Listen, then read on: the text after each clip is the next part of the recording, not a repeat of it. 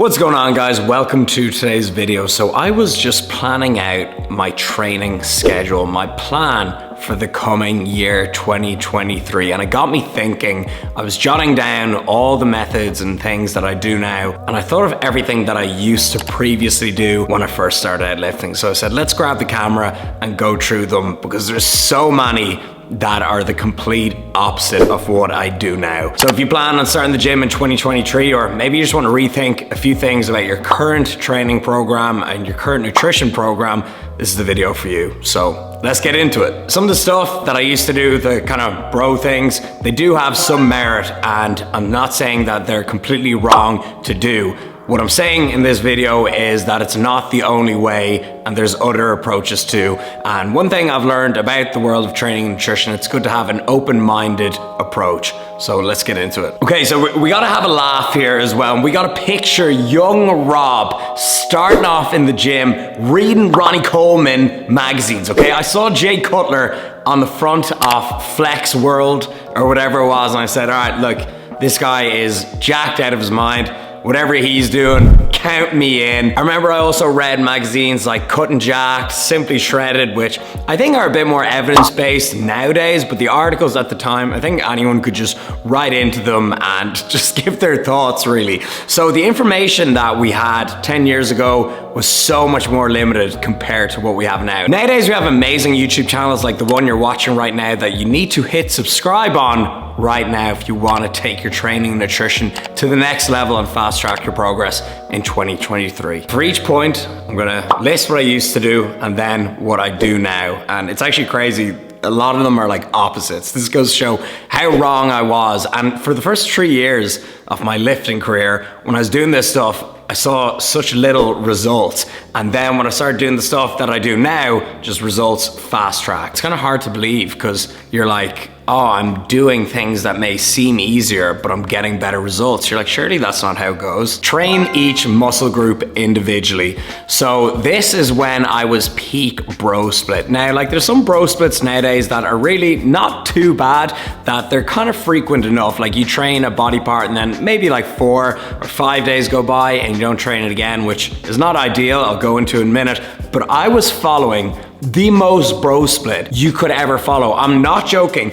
I thought you had to have a day for every individual body part. I thought you had to have a calf day, not a leg day. You can't hit all the legs. You gotta hit quad day, hamstring day, calf day, bicep day, tricep day, forearm day, chest day, shoulder day, trap day, lower back day, upper back day. Like, I thought you really had to isolate each day to allow them to recover enough.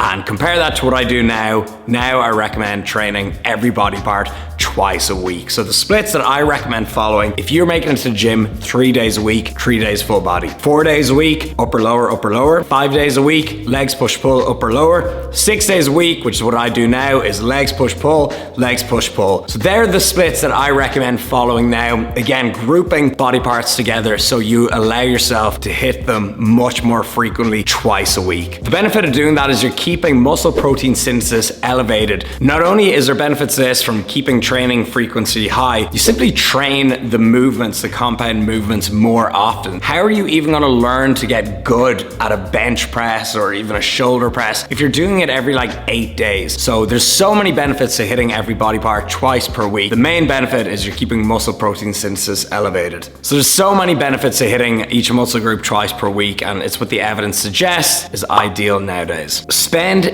hours in the gym. So like the last point, I would think you gotta spend at least 2 to 3 hours in the gym, or I just felt I wouldn't have done enough. Nowadays, I go in and a lot of my workouts, on average, they're 1 hour. A lot of them can be even less, 45, 50 minutes. I've had some amazing workouts. I'm not staring into my phone. I'm not looking around. I'm not having a chat. I'm just listening to music and getting it done. And my rest times are usually 60 seconds for isolation exercises and 120 seconds for compound movements. But there's actually really good research, and it just makes sense that the longer you rest for your compounds, the stronger you're gonna be, the more weight you're gonna lift. Of course, you know, you're more well rested to do your other sets. You're gonna lift more. You're gonna progressively overload your muscles. Lifting more weight equals more gains. The more rest time, especially on your compounds, the better. You know, think like a power lifter really in that sense. The only drawback is your gym sessions do get too long. You can't take 20 minutes in between each set. Now you're just taking the piss. The lesson there is I used to spend 2-3 hours in the gym and thinking I just had to, and now 1 hour on average is what I spend in the gym.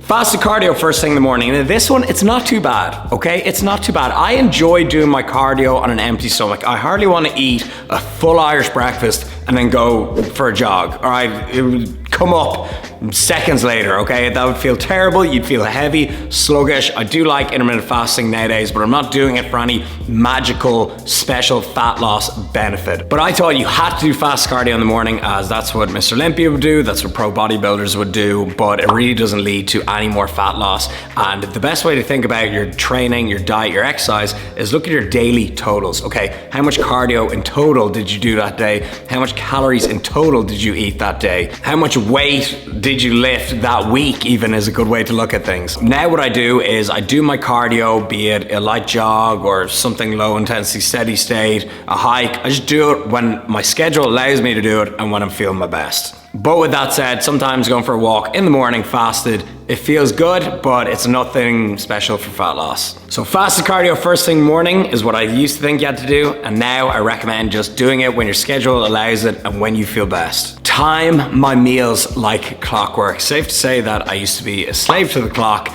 and I thought you had to eat every 2.5 hours to stoke the metabolic furnace or to keep muscle protein synthesis elevated, and I was absolutely a slave to the clock. I would meal prep these very smelly meal prep containers. I bring them around with me into college. I had a shake, and back in the day, shakers were so bad. Like I've had a shake and I put it in like my little school satchel. The shake just spilled all over my books on my laptop, and that was the tipping point. That was when I said, I'm no longer doing this. Then I read into research and I realized that the most important thing is what you eat in the entire day. And this applies for fat loss and muscle building. Now with muscle building, ideally you do want to spread your meals out evenly if you can, but it is not the determining factor at all. So nowadays, I just focus on what I eat in the entire day, and I wish I knew that in college. For my short stint in college, that is, I obviously didn't make it to the end. Maybe if I wasn't carrying around meal prep containers, I would have actually finished college. Yeah, that was the reason, just carrying shakes around. So going off the last point, quick one is I used to think I had to eat 6 times a day to stoke the metabolic furnace, and this myth actually comes from TEF, which is the thermic effect of food. Thermic. So basically every time you eat, your body burns calories to digest the food you ate. And this is usually said to be around 20% of your calorie intake. So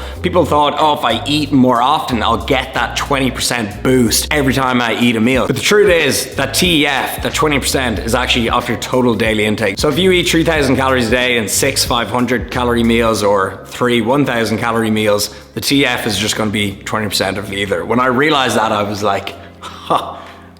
Makes sense. So now what I like to do is, funny enough, eat 2 to 4 large meals a day. Like 500 calories when you look at it, obviously it depends on the food type. It can be a very small, unsatisfying meal. So what I personally like to do, and I find a lot of people are the same, is to eat a nice big filling meal, especially when you're cutting and you get like a nice big plate in front of you 2 to 4 times a day. You're kind of just feel like you're eating more. So again, that's down to personal preference, but don't think you gotta eat 6 times a day to stoke the metabolic furnace. Eat certain magical muscle building foods or fat loss foods. There's like, I saw an article recently talking about like blueberry or blackberry extract for fat loss. That's a video in itself. Of course, there are no magical muscle building foods. Like another thing people say is like oysters, like a cycle of oysters, like a cycle of blueberry extract. What will actually probably have bigger impact is eating something that you individually love every single day. This is going to make your diet so much more sustainable. It's going to give you long-term results, and you're actually going to be able to adhere to your plan.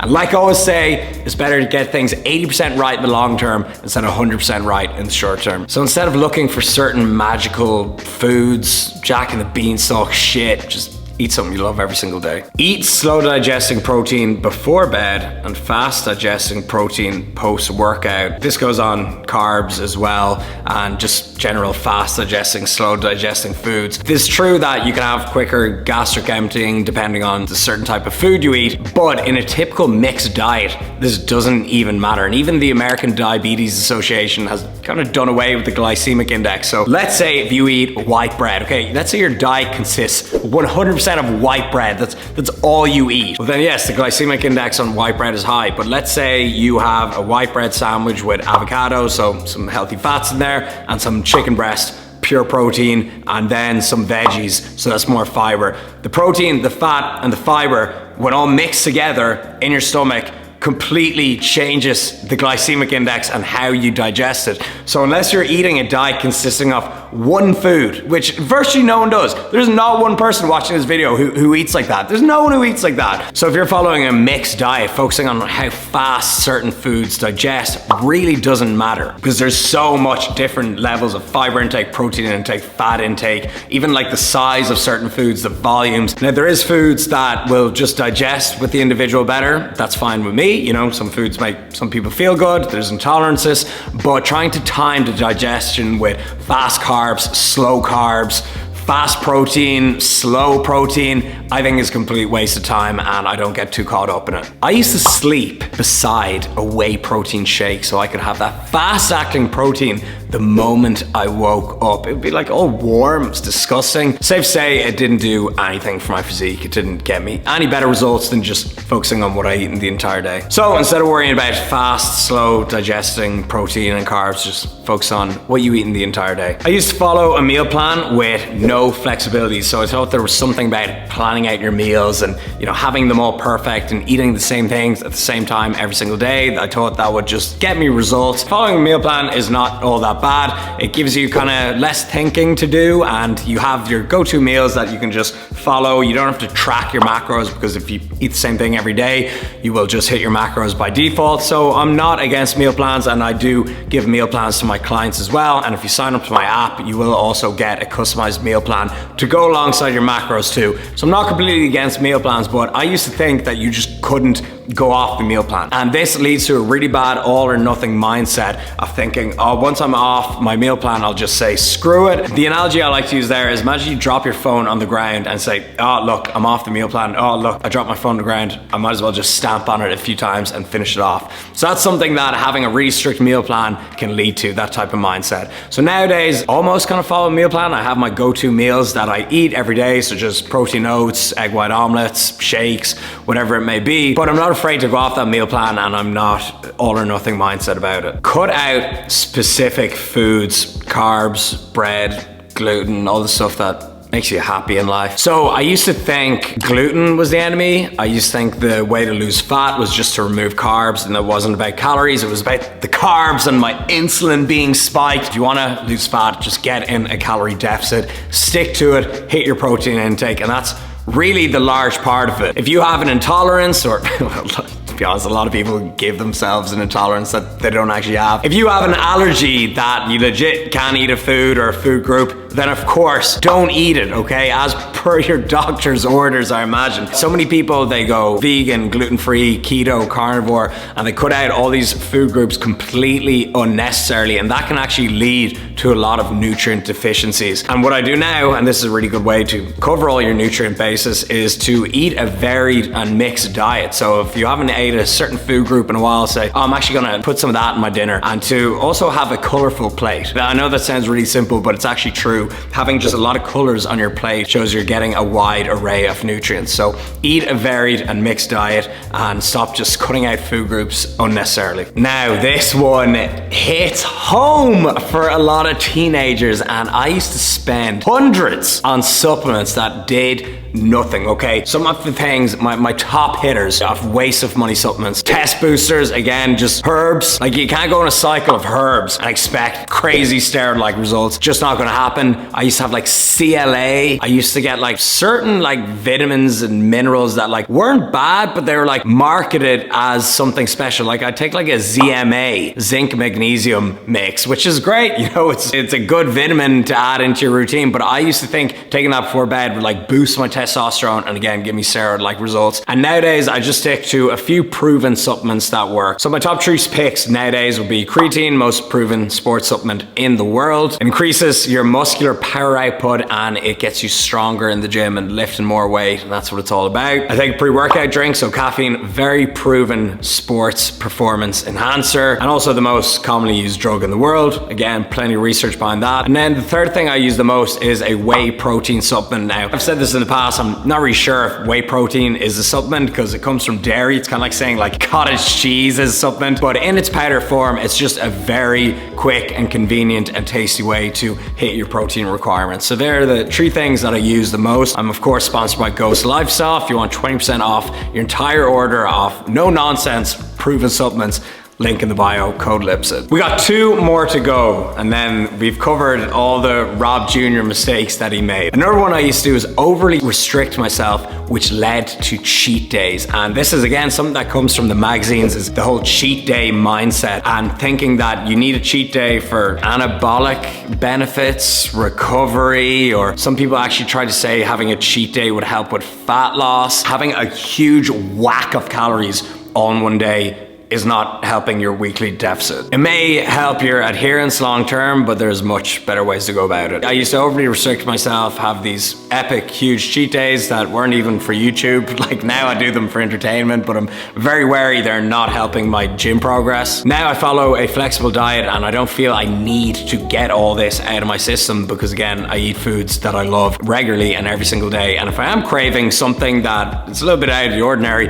I'll just have it. Let's say it's 1,000 calories. I'll just allocate 1,000 calories to eat that day. And again, that's also another point, providing too much value here. It's another point why it's good to have 2 to 4 larger meals a day, as you can fit in stuff that you're craving into your diet. So something I used to do was have these uncontrollable cheat days, now more balanced approach. The last one is I didn't know anything about tracking macros and tracking calories.